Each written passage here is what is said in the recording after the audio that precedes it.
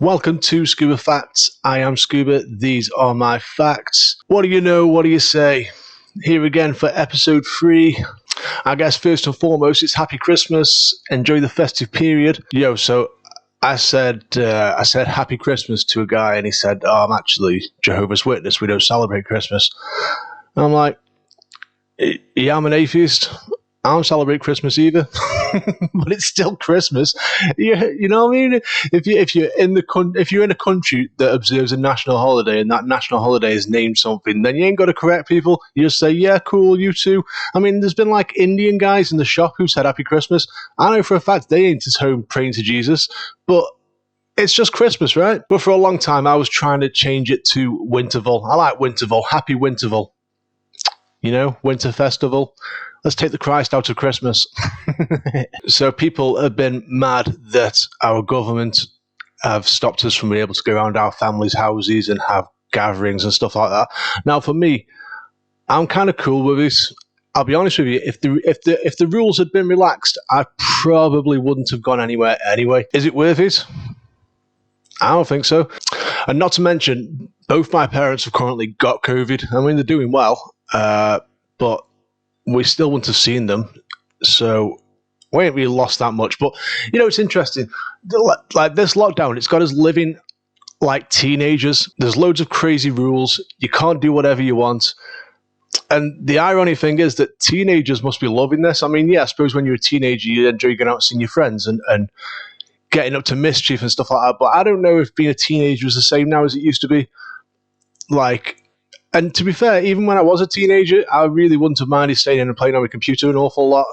That's all good to me. You ain't got to go outside. You can stay in your bedroom. You can play on your devices. Teenagers killing it, man. Teenagers are living the dream. Sad news a few months ago, Jeremy Bulloch, who played Boba Fett in The Empire Strikes Back and in Return of the Jedi, died at the age of 75. And that sucks, man. So we're saying goodbye to one Boba Fett and saying hello to the new Boba Fett. But Tim Morrison, I think, has gone back and redone the voice anyway, but it's still the actor that played Boba Fett is still passed on. That's still sad. But 75 years old, he attended a lot of conventions, stuff like that, man. It must be crazy to imagine doing a movie, and I suppose they were big movies at the time, but I bet he had no concept of what that role would turn into and what, he made a subsequent living for the rest of his life from going to conventions. I mean, I don't know what else he was involved in, but sad stuff, man. Luckily, not too long ago, I got this. Can you see that? Yeah, I got my signed Boba Fett helmet. The certificate. There's the man himself. So rest in peace, Jeremy Bulloch. So Americans have just found out what a chip butty is. A chip butty, so that's basically chips on 2 pieces of bread. I don't really understand why they found it so difficult to understand, but Twitter has taken it on itself to explain it really terribly, just like the whole cheeky Nando's thing, doing those whole big paragraphs about what it means that isn't really what it means. But let's have a look at Twitter, see who's talking about chip butties. I mean, check this chick. I'm not going to look at her picture, but that doesn't look appetizing. I mean, I don't eat chip butties personally. What else we got? This. Okay, that doesn't look too bad. I'm not a big bread guy. I don't really like bread. No, I do like bread, but it's just super, I don't know. Before you know it, you end up having bread with every meal, and that ain't good. What is that monstrosity? Look at that. So imagine being an American thinking that we put French fries on bread, because they don't know what actual chips are. They think you got French fries or nothing. That doesn't look good. What's this guy doing? What is that? What's that? Do you think that looks appetizing? Would you eat that? I've probably eaten worse. So Eminem released Music to be Murdered By, the B-sides, and it was kind of good. There was one track, what was it called? Book of Rhymes featuring DJ Premier. That's a good track, man. That's real good. But a lot of these tracks, I mean, it literally says side B. I don't know if he's kind of saying there's B-sides. Is there a difference?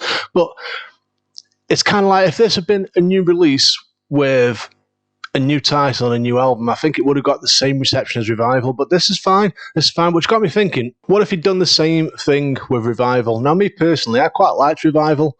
There's some real good tracks, but there's some tracks that maybe just aren't it. I mean, let's look at the track list. Walk on Water, like it. Believe, good. Chloroseptic, good. Untouchable, don't remember. River, I don't really like that one. It's okay. I guess it was a single. Yeah, I'd throw Ed Sheeran on there. Remind Me, don't remember. Revival Interlude, that's cool. Like Home, that was okay. Bad Husband, that was good. Tragic Endings. The first start of the album was real good. Framed is weird. Nowhere Fast is good. Offended, I like that. I think Castle, I remember being good. The point is, I think nowadays 19 tracks is too much, man. I think if he chopped out a bunch of them and then thrown them out as a deluxe 6 months later or however long it's been, I think that probably would have worked out. I still like Revival. I don't really understand the hate for it. There's some great tracks on there. Okay, so check this out. We got the Spotify year-end roundup. Now, I don't use Spotify for music. I think my most listened to track had been played twice. I use Apple for music. I don't know why. It's just because I've always had an Apple subscription. I've always used iTunes. So for Spotify, for podcasts, that's my go-to thing. I'm driving a lot for the majority of the week. I spend a lot of time on my own, and there's only so much music you can listen to. And to be fair, I've not even listened to that much music this year. This year has been about podcasts. And check this out. In total, you spent 41,218 minutes listening to podcasts this year. God damn! So, if I remember right, when I did the maths, that's about 28 days. So 24 hours a day. No sleep, just for full 28 days is how long I spent listening to podcasts. That's a long time, right? It's like, what, a 12th of the year, give or take? What's my top podcasts? Joe Budden podcast, Stuff You Should Know, the Monday Morning podcast, Bill Burr podcast, and the Misfits podcast. And that's not including all the Joe Rogan stuff I used to listen to on YouTube. It's not including the Joe Rogan stuff I started to listen to since, it would have been once Joe went over to Spotify. Yeah, that will class, but it doesn't class the time I've spent listening to the Joe Budden podcast since they've left Spotify. So it's probably not a great deal more, but there's still more on top of that. Crazy, right? What podcasts do you guys listen to? Is podcasting something that you're interested in? I see a lot of people, some people seem to either get it or don't get it. So a lot of people are like, because podcasting's popular, a lot of people are just kind of trying to do it and fitting in. But the way I see it, if I didn't have a driving job where I had a lot of time on my own and a lot of time where I just needed to zone out, get it done, and just listen to something, I wouldn't be listening to anywhere near as many podcasts. I'd still be listening to the Joe Budden podcast because I've been listening to that for a long, long time, since the SoundCloud days. I'm not quite a day one, and I also had big breaks in between. It wasn't always convenient. Again, if you're not in a situation where you can sit down, especially some of these podcasts, which are like, the Joe Budden podcast can be anywhere from 2 to 4 hours long. Monday morning podcast tends to be an hour long, plus the half an hour on a Thursday. Bill Burt is an hour long. Misfits is an hour long. Stuff You Should Know is an hour long, and they put out like 4 or 5 episodes a week. The Joe Rogan podcast is what? You're looking at 3 hours long on average. So unless you've got that time to actually need to listen to something. So some people say podcasts are boring, and yeah, man, if you're substituting watching TV or reading or playing games to sit there and listen to a podcast, then yeah, maybe it would be boring. But I think the point is, it's an alternative to just listening to the same old music. There's only so much you can learn from music, for me, music's an entertainment form. And I guess podcasting is as well, but I suppose it's more than entertainment. Especially Stuff You Should Know, man. I've learned so many things. Makes me kind of feel like a bit of an old man listening to it, though. It's like, what do the Americans listen to? NPR, kind of like talk radio. But one thing, I've never listened to kind of pop music and stuff. So one thing about when I used to listen to the radio, the music used to annoy me. I used to be like, get me a device that can turn the music down and turn the talking up. When I used to work in an office, man, you'd be sitting there listening to garbage music, but you were there for the talking, for the commentary, for the funny stuff, for the serious stuff. So I like podcasts, man. it fits in my life, and if I wasn't driving, I probably would just really slim that list down. Misfits are cool, but just because they're a bit more unfiltered, they're a little bit younger, and they're not quite like anything else, really. So, Star Wars. I didn't want to open with Star Wars because every single time I've opened with Star Wars, and this isn't a Star Wars show. I mean, I guess it kind of is. It's just a me show. I'm just talking about whatever I want to talk about, and if I find an audience, if there's people that resonate and people that want to hear more, I'll keep doing it, and I'll probably keep doing it anyway, just because this is kind of fun. I go through the week, and I spend a lot of time alone, so it's nice to make notes of thoughts that I've had and come back and talk about it. And it'll be nice once all this COVID stuff settles down to be able to have some friends around and do more kind of gaming and do more kind of talking and discussing stuff. Anyway, Star Wars, Mandalorian finale. And if you haven't finished The Mandalorian, please don't continue watching. Hit one of the topics down the bottom, skip this bit, come back to it, turn it off, just throw your device out the window. Just do not spoil this season finale. This is such a good season finale. And with that, here comes the image. Oh, man. I got to admit, man, it's really weird. So I'm either going to continue on the basis that you've seen the finale, or you're not interested enough, but you're still here to listen to it. So Grogu leaves with Luke Skywalker. Man, there's Luke. And that's a whole separate topic on itself. I don't remember the last time I felt kind of emotional about a TV show or a film. And that's not because I'm some kind of hard, sociopathic, cold, no emotion robot. I mean, I kind of am, but also I don't really form emotional attachments to fiction, to fictional characters, even things. I mean, some people find it really difficult to throw things away, and I don't. However, this episode, goddamn, I ain't going to sit here and tell you I cried, but geez, there was certainly high emotion. I felt like I wanted to. I think with how involved we've been with these characters, myself and Casey watched it, and geez, we were both there with it.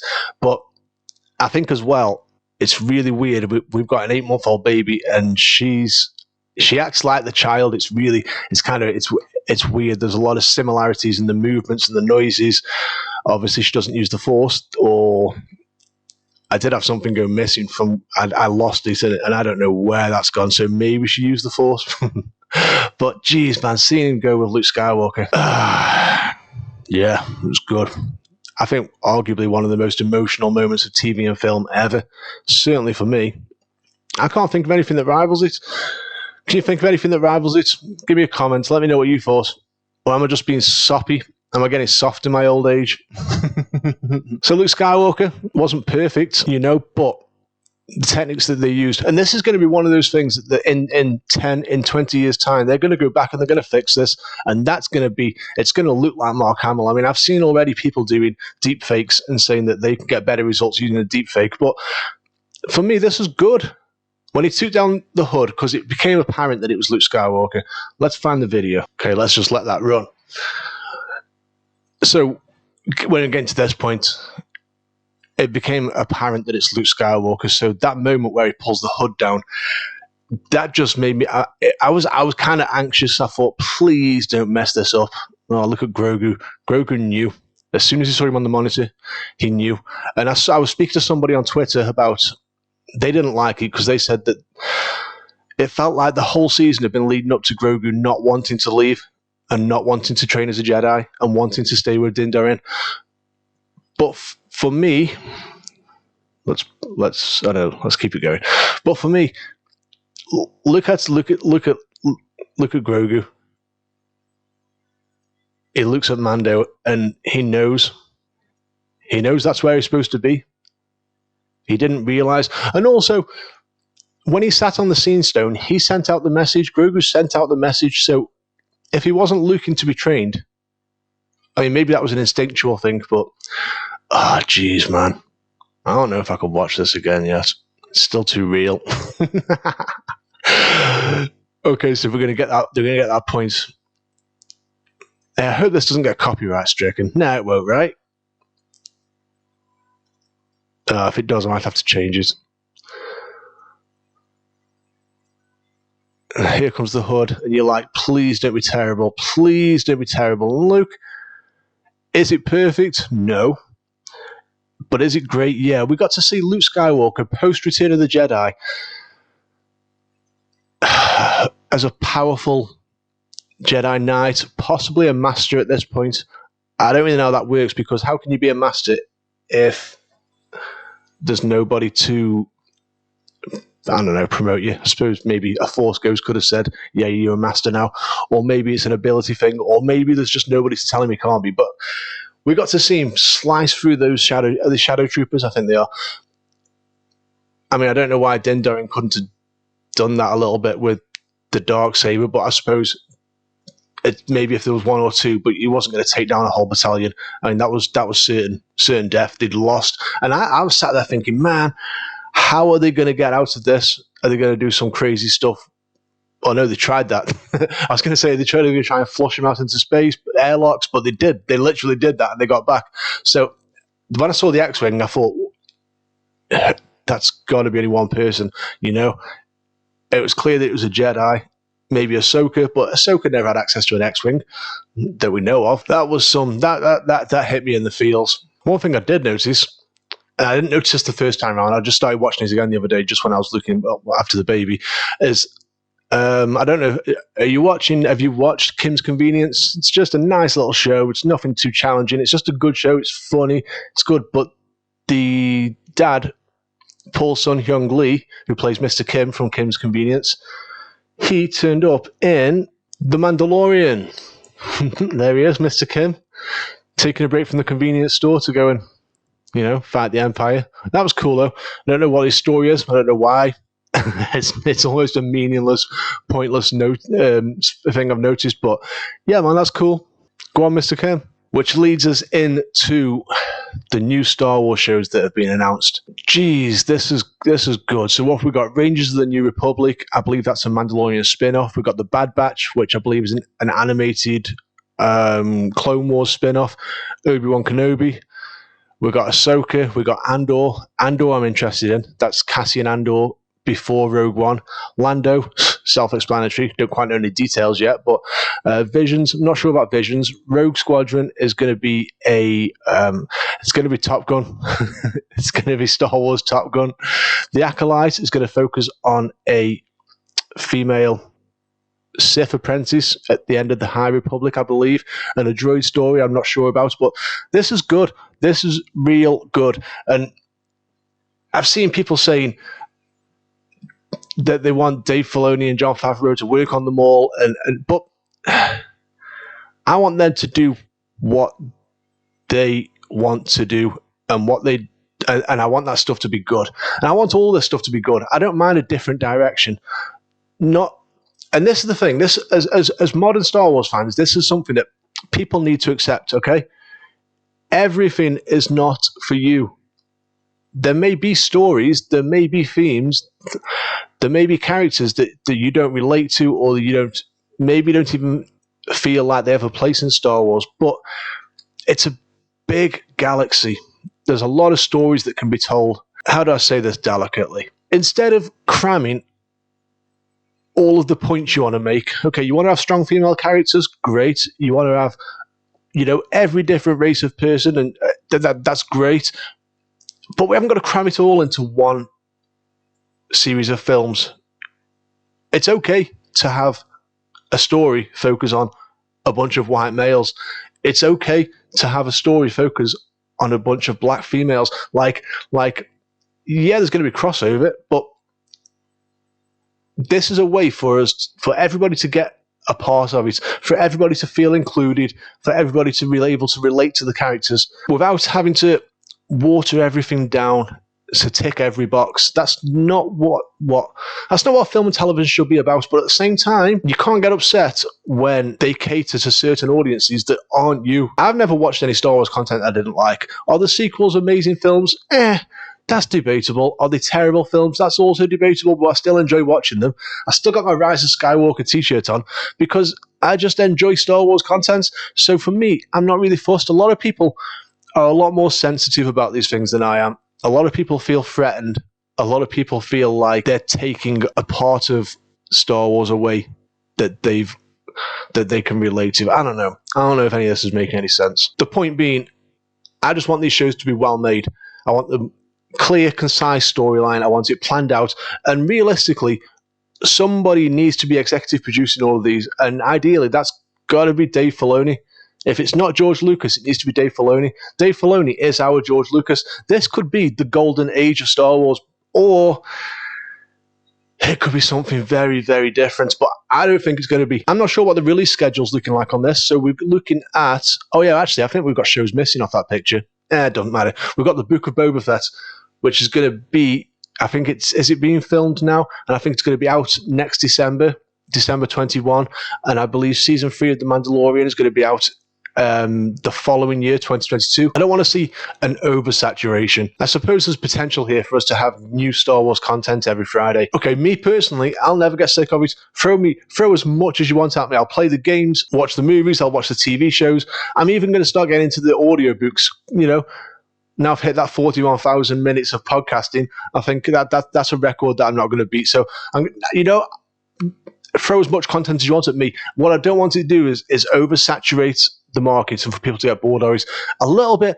I kind of feel like that's what happened to Marvel. You know, it became this big thing too often, and it lost its shine a little bit. Then people are still excited about Marvel, so what do I know? Maybe I'm talking rubbish. So, Pedro Pascal has high praise for Gina Carano in The Mandalorian, and this was when Pedro was speaking in the Star Wars Gallery special on Christmas Day, and he said, "I love working with Gina. With this very tough exterior, there is such a feeling and vulnerable person. The way she puts that into Cara Dune makes you not be able to look away." Now, in the first episode, I was talking about Gina Carano and the controversy that surrounds her, and it's still kind of going on now. People are calling her transphobic. People are commenting on the fact that she's anti-science, anti-vaccine, and all this sort of stuff, and it's really weird. So Pedro Pascal he's heavily involved with activism. That's how he feels about the world. You know, he supports LGBT stuff. He supports Black Lives Matter stuff, and that's all great. People can be activists. That's great. Activists need to exist. So people have kind of put two and two together and said, well, if Gina Carano thinks this way, Pedro Pascal thinks this way, then surely there's friction, surely there's hostility between the two, which is why that this quote is kind of news. It's not, because nobody's talking about what Carl Weathers had to say about Gina Carano, because he said good things, and likewise she said great things about Carl Weathers. But this is what's being highlighted for this specific reason, and it's really weird, man. I mean, back to the pronouns thing. If you want to put pronouns in your Twitter bio, in your Instagram bio, so that people know to refer to you as he or him, or whatever, then that's okay, especially for trans people, so that they don't get, I don't know what the right term is, but they don't get caught, they don't have the wrong pronouns used on them. That's fine. That makes perfect sense. If you used to be a man and now you're a woman, so in your Twitter bio it says she, her, is that right? Yeah.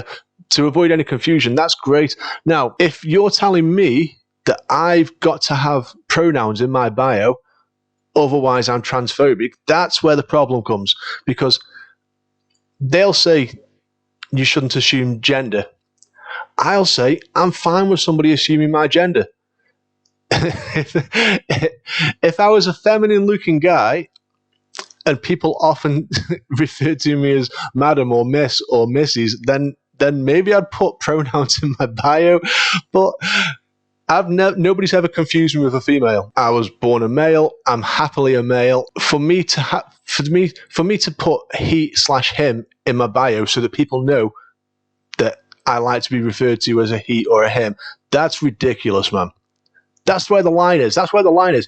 You do whatever makes your life easier, whatever makes you comfortable, whatever makes you happy. So for Gina Carano to kind of make fun of pronouns after people were asking it, and here's the interesting thing, people on that side of the table were proud that they had this woman in a strong female role who didn't fit the kind of normal, the normal physicalities of a TV show. So they were proud. They felt like, yeah, we've got one of ours in the building. But then when they said to her, well, why don't you have your pronouns in your bio? She's like, what? Why would I do that? And then she got called transphobic. That's weird, right? At what point does a progressive movement become a regressive movement? At what point do people who want change for the better start making change for the worse?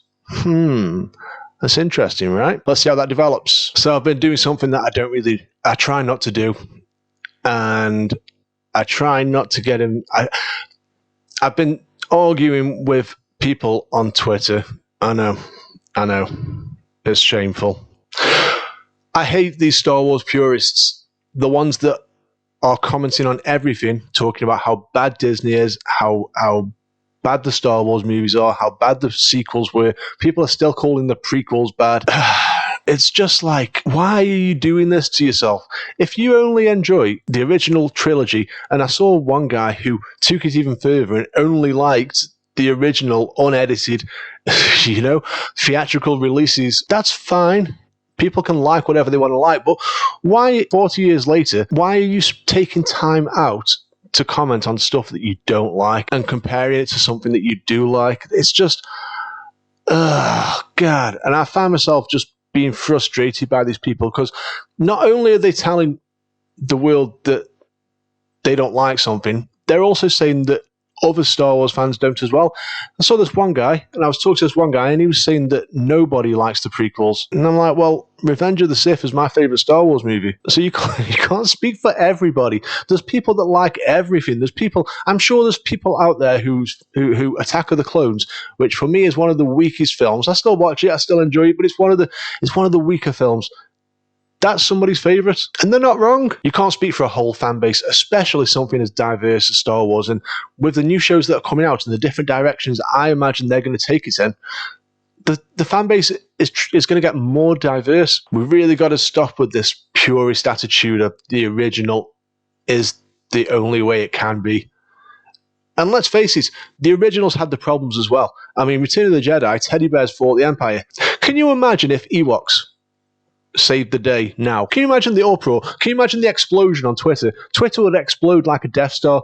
Remember the Porgs from The Last Jedi? Imagine if the Porgs were running around biting Stormtroopers' ankles and saved the day, helped the Resistance to win or something.